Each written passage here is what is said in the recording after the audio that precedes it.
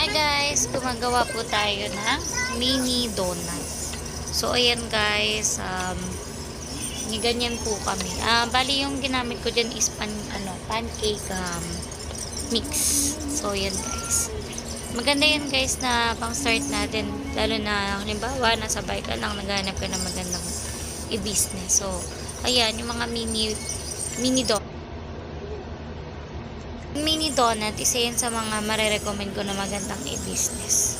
Tsaka madali lang yung gawin. So, ayan guys, ayang strawberry na ginamit namin, ano yan, mabibili nyo lang din yan sa mga online store.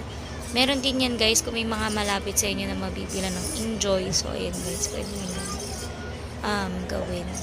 And then, syempre guys, lalagyan natin yan ng marshmallows, pang toppings, tapos, o kaya sprinkle. So, yun guys, kung naghanap kayo ng magandang pang business.